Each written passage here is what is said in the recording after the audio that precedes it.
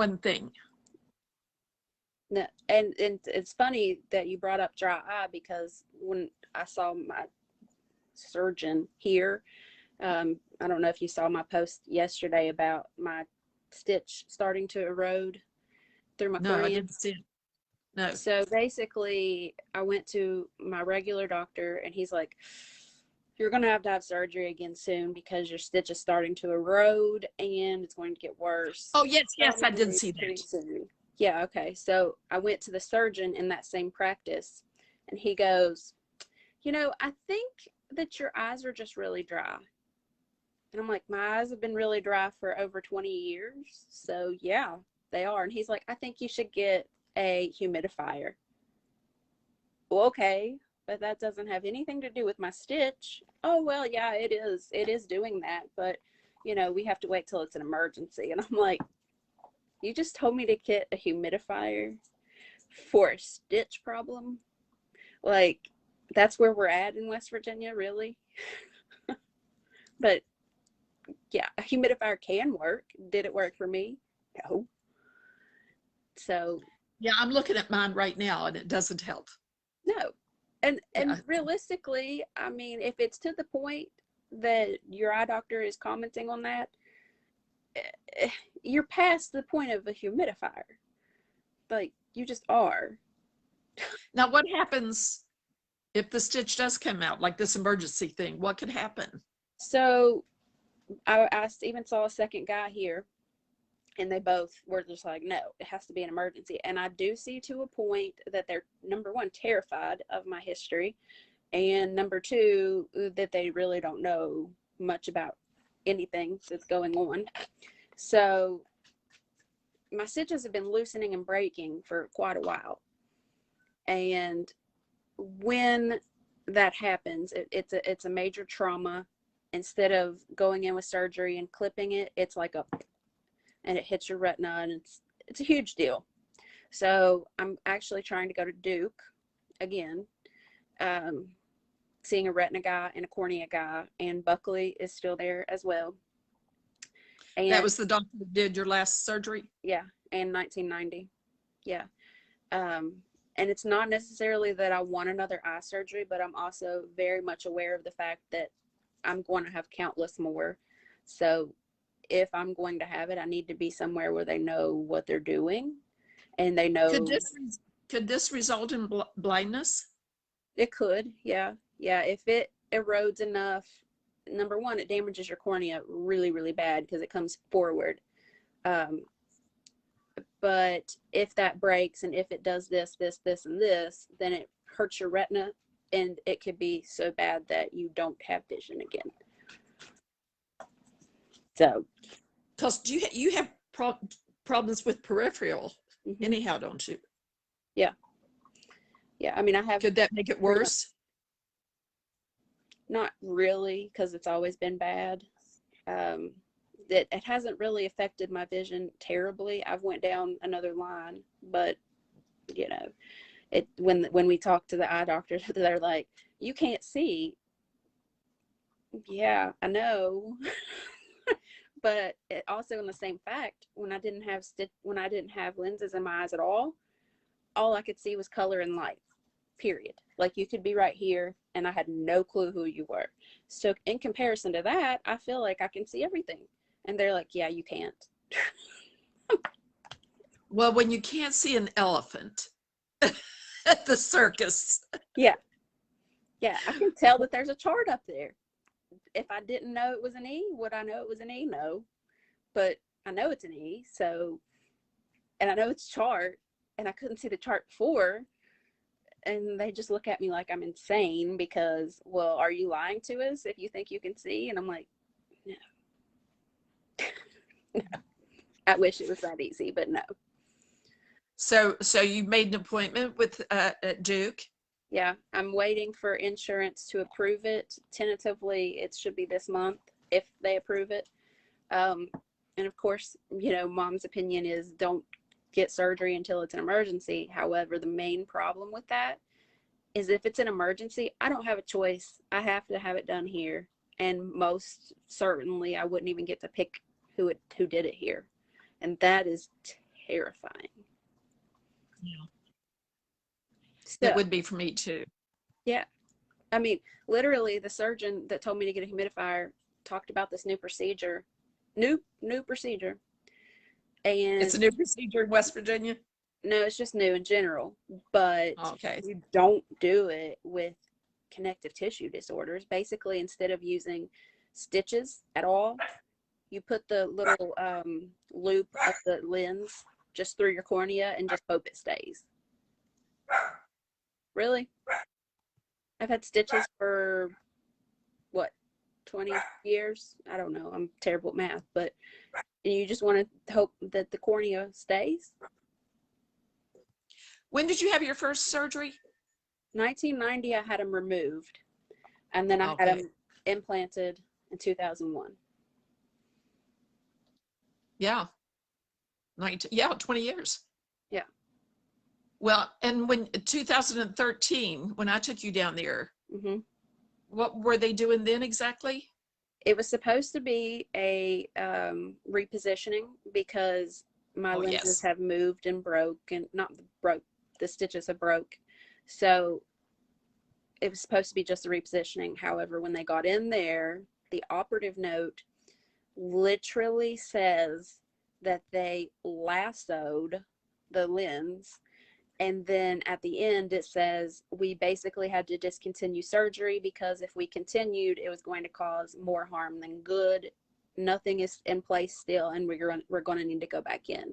Yet, when I go to an eye doctor here, they're like, no, it's in perfect condition. And I'm like, no, it's not. I mean, if Duke told me in an operative report and an ultrasound that it's not, it's clearly not. And So, do you show them that? yeah, yeah. And they're like, no, I can see it through the slit lamp. And I'm like, that's the point that you're missing. When you're looking straight on, it's fine. But because of where the stitches are broken, when you lean me back and do that ultrasound, they're just kind of like hanging. And they're just like, no.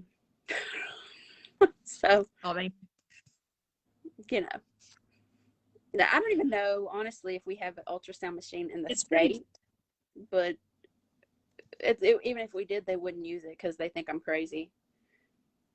So, I don't blame you. I'd be going back to Duke. Wish I was there to drive you. yeah. Well, this time, every time they go in, it's more dangerous for your retina. And then last time they had retina in there and they had to do a vitrectomy, which deals with the fluid right in front of your retina, and it's already thin. So the chance of it not breaking, ripping or detaching is super high. So like super, super high. Problem with that is if that happens, what they do is they put a gas bubble in your eye to like reattach the retina. And when they do that, it's a month that you have to lay face down pretty much 22 hours out of the day, and you can't change elevations. So basically, I would be stuck at Duke for a month. My roommate here has got something going on with her retina too, and they told her that was a possibility. Mm-hmm. If she had the surgery, then she'd have to be face down. And I don't know whether you know this or not, but if that would ever happen to you and you were home, there is a special apparatus that you can buy that you can put your face in because we researched it for her. I was actually thinking a masseuse bed, just renting one. It wouldn't be, yeah, but to lay on there all the time would really be hard Well, on your yeah, body. you'd have to put like a cot, or you'd have to soup it up. But This has got a thing. This has got a thing where you lay right down on it in your bed. oh, okay. And I've still got the number. I've still got the phone number to it. Well, we probably need that. I mean, not Yeah. that I want to have to use that, but the reality is, But if you did, it would be nice to know where to get it right away. yeah, the reality of having to need something like that is very real. So, yeah. But, going back to that surgery in 2013, I remember very little, but the things that I do remember, I couldn't go to the bathroom by myself. I couldn't wipe by myself. I couldn't, No. I couldn't eat. The only thing that I remember being able to do is in the middle of the night when I had to puke was go like slapping mom and screaming trash can. That's the only Yeah. thing that I remember being able to do. I don't think she or I think we took turns sleeping that night Oh, I'm sure. to take care of you if we slept at all. Yeah. And it took us, and you were like dead weight. And thank God we had the wheelchair. Yeah. Because to have walked you from the bed to the bathroom would have been almost impossible because you were dead weight. Yeah. And he And was both of us. I think the reason that And was is because they ran into so many issues during, so they had to just keep putting more medicine in me, like, okay, we'll put another half an hour, and just had to keep doing that. So 6 hours of anesthesia. yeah, Yeah. and I mean, usually when you have surgery, they won't let you leave, no matter what surgery it is, until you're awake and coherent. And typically, unless you can, keep something down. I wasn't awake for 2 days. No. Oh, when we got you, you weren't. I Yeah. don't think you were in recovery probably an hour, if that. Yeah. I don't even think you were that long, maybe a half an hour, what I remember correctly. But it was so And late because of how long it took. And when they went in, I remember mom saying that they had to let us go so that we could get to the back there the next morning. that's right. That's right. Because when I called over at the hospital and they ordered the suppositories for you, we had to go out and find a drugstore Mm-hmm. to get them. And then when we came back, so yeah, there was very little sleep done that night. Yeah. And when Wanda thought we were going to leave the next day, I just went, no. Yeah. No, I don't think so. I don't think any of us can do that. I No. knew that I could drive. Well, And I with surgery being that long and in the waiting room, what is that like, having to think that it's, let's say, 2 hours, and then it's not? What's that like when you're in the waiting room? really scary, because we didn't know, because when they said it was going to be 2 hours, and after 2 hours we asked and they said that you were still in there, so we went and got something to eat. And that usually takes about an hour. Yeah. And then we came back, and then after another hour passed and we were checking on your condition, and they would just say still in surgery, still in surgery. It was pretty scary. We were Yeah. pretty, biting nails at that point. Yeah. Because they said you were okay. There wasn't, but they would give us very little information. Yeah. Probably because they had very little. Yeah, if you would read the operative note, it's mind-blowing. Like, they literally use the word lasso. Like, at what point in surgery are you that desperate to use the word lasso? Well, I'm trying to picture it. Yeah. So your lens on each side has what's called a haptic, and it's like a little arm, and it had fallen back. My whole lens had fallen back. So they were in the incisions. They had to cut like 8 incisions, I think, because they had to just keep cutting. So they were in there and trying not to cut again. So they would try to put this thing and catch it and lasso that little arm to bring it back. And when that didn't work, they had to cut another hole and just keep going. Wow. And it looked like it too. It looked like they just taken an ice pick and went. Yeah. Next time I want photos. And mom's like, no, you don't. And I'm like, yes, I do. I want to see what y'all are talking about, because it had to have been. I would have probably taken them because you and I have the same kind of mind as far as medically. Mm-hmm. Yeah. I want to know what the before and after was. I want to know what it looked like. Well, and by the time, I was in so much pain in this eye, I couldn't open this eye for probably 2 weeks. So by the time I was able to see that eye at all, it didn't look like an ice pick. I mean, it didn't look good, but it didn't look like an ice pick. No, it just looked like a big red blob of blood. Yeah. You couldn't see the whites. There was no white. And it was very scary to me. I thought they had blinded you. I didn't see how they, How long was it before you could see out of it? Well, I remember that next morning he tried to do a vision check, and I'm like, I can't even open my eye. And so he had to like hold it open, and all he could get out was, just looking at it himself because I couldn't even hold my eye open. So it was very, very, very long time. And then once I got back here, instead of healing, like, let's say they had me on 5 drops, I should have went off of 1 a week and, tapered down, da, da, da. I went the opposite way. That the wounds weren't healing, and it just was like, it was disgusting pretty much. So they just kept adding and adding. And that's why when we went to Duke, because remember they were supposed to do the left eye too, they were like, Were they supposed to do no. both the eyes that day? I thought they were, but no, he said no, we can only do one. Thankfully, we would have been there like 24 hours. Oh, well, and who knows how you could have taken care of yourself after that. Yeah. Well, and I remember. So you never had anything done in the other eye?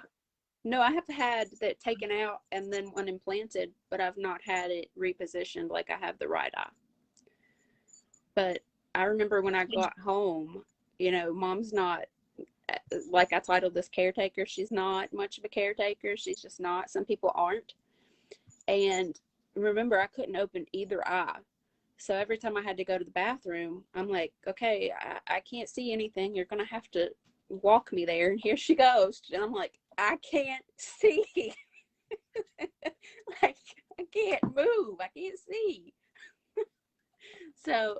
And can you see better out of your right eye than you can the other one? No. Because of the surgery? So it didn't help your vision at all? No.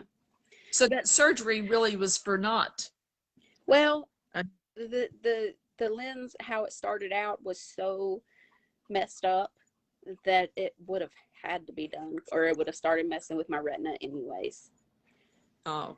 And it's still not right by any means. And the more stitches erode and break and da da da, it just gets worse. But I have company. Mine's down here. Sadie. She's eating almost a whole thing of treats, trying to keep her quiet. Sadie, get off the bed. Come on. Get off. Off. Can you see her? Yeah. That's my roommate's dog. She's just 8 months old. So as far as my migraines, I don't have any idea when they started. I know it was long before I was able to express what was happening. But I remember puking so many times. Like after I started puking, it was like all day long, and I can remember that. I didn't think anybody could throw up that much and still have any fluid in their body. Well, how many times did I go to the hospital dehydrated because I didn't have anything? Like, it was all. And you were maybe 15. Yeah, but the first time, I saw you really doing it, and I was just, and you're helpless. Yeah. To help someone like that, because what do you do? What do you give them? Yeah.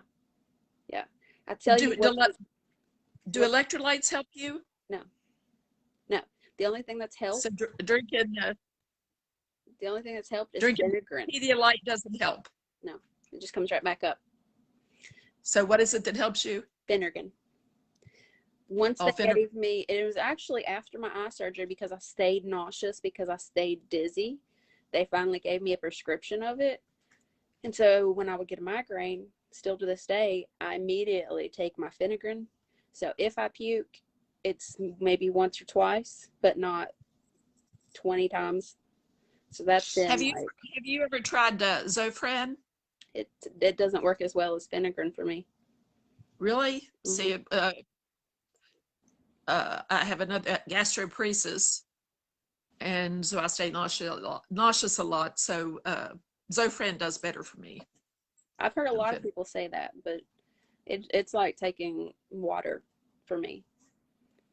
Is it strange how different things for different people? But I often wonder, Mom's not a public person at all. And even when you ask her questions, you don't get a whole lot of information. But I can't fathom having a kid like me. Like, as many things that she's had to, like, it was bad enough going through it, but I can't fathom watching it and being able to do nothing all the time. I've it's been really hard on her. Let me just say, as far as, because she loves you so much, and seeing you in pain has caused her a lot of pain.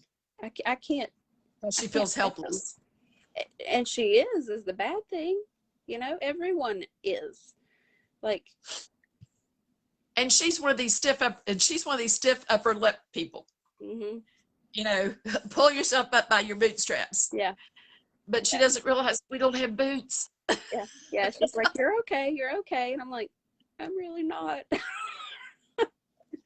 You know, after my hip surgery, she's like, get off that pain medicine day 3, I think it was. And I'm like, I can't even move my leg. But, you know, I can't fathom having to have a kid. And it's twice as bad when it's your kid. I mean, at 4 years old, I remember them telling me stories, you know, obviously, that they couldn't do anything here. So basically my whole family went down to Duke because we had no idea what was going on.